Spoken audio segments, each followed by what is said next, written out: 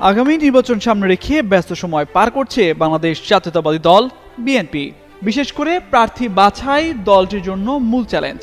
যদিও নির্বাচনের তফসিল ঘোষণার আগেই প্রার্থী চূড়ান্ত করতে চান দলের হাইকমান্ড। এর মধ্যে তৈরি হয়েছে মনোনয়ন দেওয়া হবে এমন নেতাদের একটি খসড়া তালিকা, যেখানে অনানুষ্ঠানিকভাবে প্রার্থী হিসেবে চূড়ান্ত করা হয়েছে 200 নেতাকে। বিএনপির একাধিক জ্যেষ্ঠ নেতা জানান, গ্রহণযোগ্য প্রার্থীর খোঁজে এরই মধ্যে একাধিক মাঠ জরিপ করা হয়েছে। সেই জরিপের ফল ও দলের নীতি নির্ধারণী পর্যায়ের নেতাদের মতামত ও তৃণমূল জনপ্রিয়তার নিরিখে প্রার্থী তালিকা অনেকটাই চূড়ান্ত করা হয়েছে।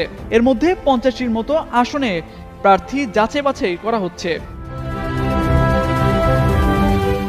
বিএনপির জ্যেষ্ঠ এবং মাঠ পর্যায়ের নেতারা জানান, ঢাকা মহানগরের 15টি আসনের মধ্যে কয়েকটি আসনে প্রার্থী চূড়ান্ত করা হয়েছে।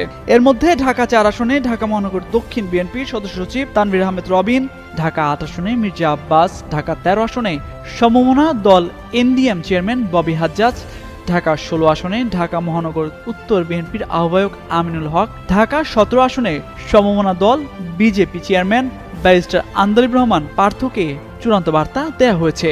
এছাড়া ঢাকার বাইরে পঞ্চগড় 1 ও 2, কুড়িগ্রাম 3, পাবনা 2, 3 ও 4, চুয়াডাঙ্গা 1 ও 2, ঝিনাইদহ 4, যশোর 3, খুলনা 3 ও 4, পটুয়াখালী 4, ভোলা 2, 3 ও 4, বরিশাল 1, 3 ও 4, ফরিদপুর 4, জামালপুর 1, টাঙ্গাইল 5, জামালপুর 3 এবং ময়মনসিংহ 4 আসনের প্রার্থী চূড়ান্ত হয়েছে।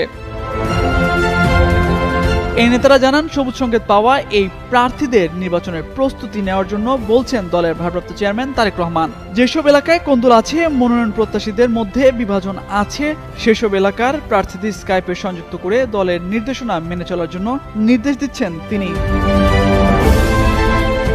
এ বিষয়ে বিএনপি স্থায়ী কমিটির সদস্য সালাউদ্দিন আহমেদ বলেন, নির্বাচনের প্রস্তুতি হিসেবে বিএনপি দীর্ঘদিন ধরে কাজ করছে।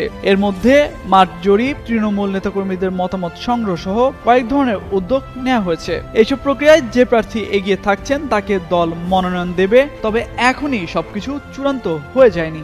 এমন তথ্য দিয়ে একটি প্রতিবেদন প্রকাশ করে দৈনিক সমকাল পত্রিকা। তামজিদ মির্জা, যুগান্তর নিউজ।